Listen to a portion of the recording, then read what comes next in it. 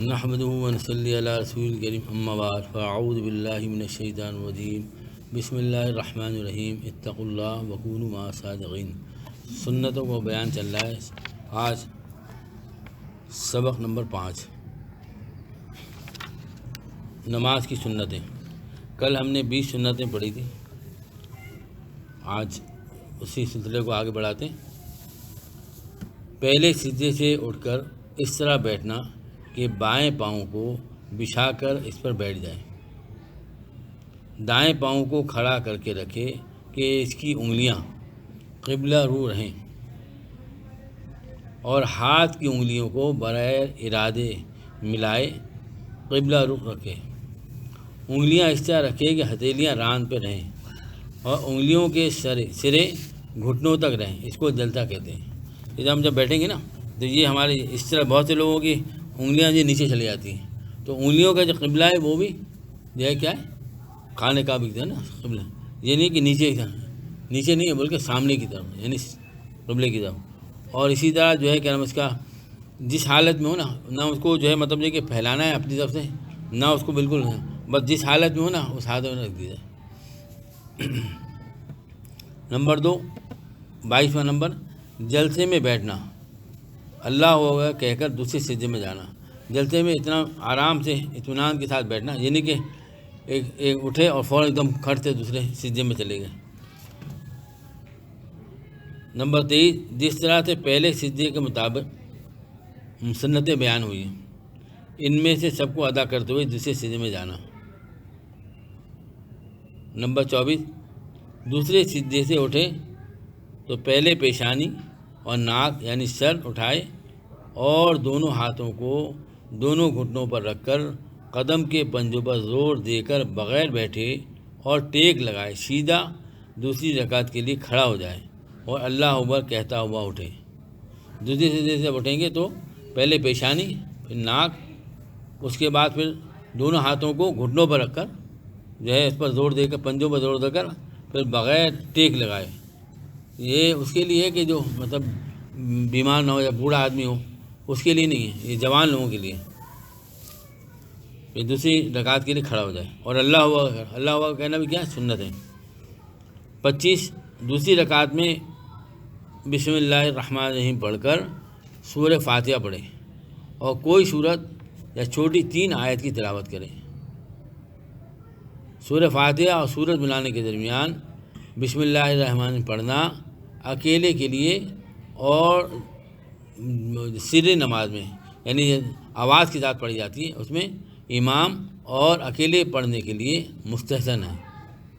یہ دوسری رکعت پہلی رکعت کے مطابق سنت کا خیال رکھتے ہوئے پوری کریں۔ نمبر 26،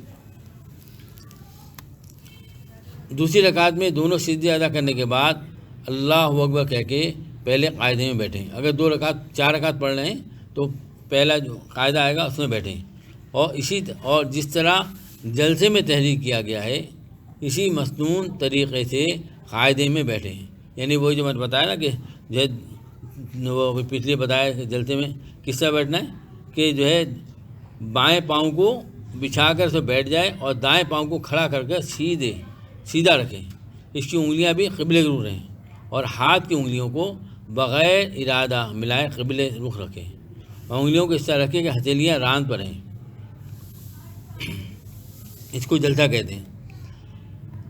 جب اشہد اللہ، جب اتحیات پڑھیں، پھر کیا ہے، بیٹھنے کے بعد قاعدے میں جب بیٹھیں گے تو پھر اتحیات پڑھیں گے، اور جب اشہد اللہ الہ الا اللہ پہنچیں گے تو کلمے کی انگلی سے اشارہ کریں۔ اس طرح کے دائیں ہاتھ کی جو انگلی ہے نا، یہ اس کو جو آپ کے یہ اس کا حلقہ بنا لیں، یہ چھوٹی انگلی اور انگوٹھا اس کا اس طرح سے بنائیں، اور اس کے بعد یہ جو شہادت کی انگلی ہے، شہادت کی انگلی اس کو ایسے رکھیں، اور جب اشہد اللہ پر کیا کریں گے، اٹھائیں گے اور الا اللہ پر نیچے گرا دیں گے۔ اچھا، الا اللہ پر نیچے گرا دیں، اور دائیں ہاتھ کو آخر تک اسی طرح پڑھیں، اور جو اسی طرح یہ جو ہم کریں گے اس طرح سے رہے گا۔ یہ جو انگلی ہے نا ہماری، جب اٹھا کے جب یہ کریں گے تو ایسے اس طرح سے رہے گی، یہ نہیں کہ ایک دم نیچے گر جائے گی، یہ ایسے ہے نا، اس طرح سے کرنا، اس کو نیچے نہیں کرنا ہے، بلکہ آخری وقت تک اس کا رخ جو ہے نا قبلے کی طرف رہے، اس انگلی کا.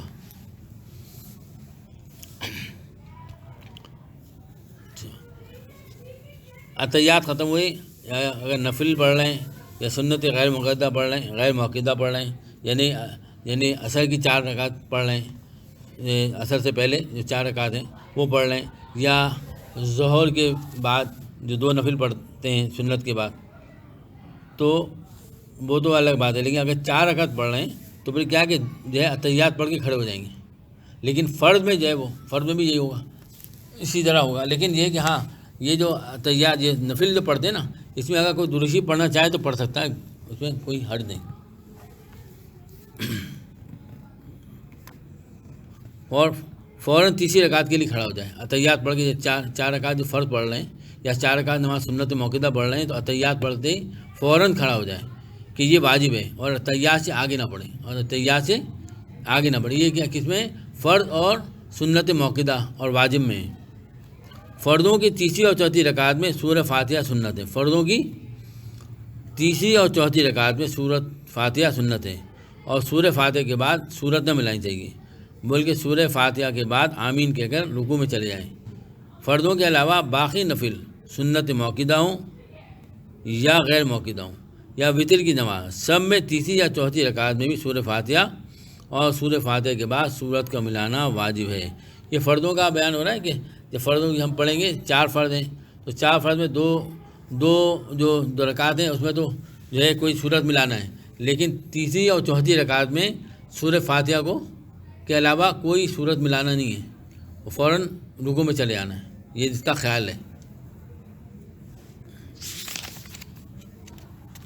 نمبر 28، عورت جب عطیات میں بیٹھے تو دونوں پاؤں دونوں جانب کو نکال دیں اور بائیں سرین کو زمین پہ ٹیک دیں. یعنی اپنے جو ہے اس طرح سے کر کے نا، یہ دیکھیں نا، آپ گھر والوں کو بتائیں اس طرح سے دونوں جو پیر ہیں نا، اس کو اس طرح سے کر کے باہر نکال دینا ہے. یہ جو سرین ہے اس پر زور دے کے بیٹھنا ہے. آخری قاعدے میں عطیات پڑھتے ہوئے جس طرح اوپر مذکور اشارہ ہوا ہے، عطیات کے بعد دونوں درشی پڑھیں اور کوئی دعا جو قرآن حدیث میں آئی ہو پڑھ کر سلام پھیر دیں. آخری قاعدے میں 4 رکعت جو پڑھ رہے ہیں تو اس میں آخری قاعدہ میں کیا کریں؟ عطیات پڑھنے کے بعد درود ابراہیم پڑھیں گے اور اس کے بعد کوئی جو دعا ہے وہ پڑھ لیں گے، اس کے بعد سلام پھیر دیں.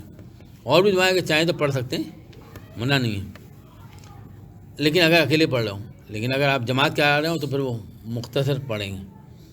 نمبر 30، دائیں بائیں سلام پھیرتے وقت چہرے کا موڑنا سنتے ہیں. بہت سے لوگ اس طرح سے نا یوں کرتے ہیں، نہیں پورا چہرہ جو ہے نا یہ اس طرف ہونا چاہیے، اور اس کو ہم دیکھیں جب سلام پھیریں السلام علیکم ورحمۃ اللہ، یہ ہمارا جو چہرہ ہے اس طرف پھیر کے یہ کندھے کی طرف دیکھیں، سیدھے کندھے کی طرف، پھر الٹے کندھے کی طرف جب پھیریں گے تو اس کو دیکھیں گے. یہ بھی سنت ہے. سلام پھیرتے وقت دونوں جانب جب امام ہو تو یہ نیت کریں گے کہ امام یہ کرے گا میں اس طرف کی مقتدیوں اور فرشتوں کو سلام کر رہا ہوں، اور امام کیا کرے گا؟ وہ سب کی نیت کرے گا. اور جو ہے امام کو دائیں طرف سلام پھیرتے وقت لفظ سلام کو بنسبت بائیں طرف کی ذرا آواز بلند کرنا، بائیں طرف ذرا پس آواز سے سلام پھیر دینا، یعنی السلام علیکم ورحمۃ اللہ. پھر جب دوسری طرف الٹی طرف پھیریں گے تو السلام علیکم ورحمۃ اللہ آہستہ آواز ہو جائے گی. پہلے جب سیدھی طرف پھیریں گے تو ذرا زور سے، اور الٹی جب کریں گے، اب اگر ہم اکیلے ہی پڑھ لیں جب بھی اسی طرح کریں گے، یہ بھی سنت ہے. اور مقتدی امام کے ساتھ ہی سلام پھیر دیں، دیر نہ کریں. مقتدی امام کے ساتھ ہی سلام پھیر دیں اور دیر نہ کریں. اور جس کو کچھ رکعت جماعت کے ساتھ نہ ملی ہوں اس کو مسبوق کہتے ہیں. یعنی کوئی آدمی دیر میں آیا، اس کو 1 رکعت ملی یا 2 رکعت ملی، تو اس کے لیے کیا ہے کہ جب تک امام ایک سلام پھیرنے کا دوسرا سلام نہ پھیرے اس وقت تک انتہا کرنا چاہیے. یہ نہیں کہ ایک امام نے جو ہے سیدھی طرف سلام پھیرا اور کھڑے ہو گئے. بعض اوقات ایسا ہوتا ہے کہ وہ سلام پھیرتے ہی سیدھا صاف کرتا ہے، تو اس لیے امام کا انتہا کرنا چاہیے کہ وہ دوسری طرف بھی سلام پھیرے. تو جب بائیں طرف پھیرے تو تب مطبوع اپنی رہی رکعت اٹھ کر پوری کرے. یہ تمام مسائل اللہ تعالیٰ عمل کی توفیق عطا فرمائے. سبحان اللہ بحمدہ، سبحان اللہ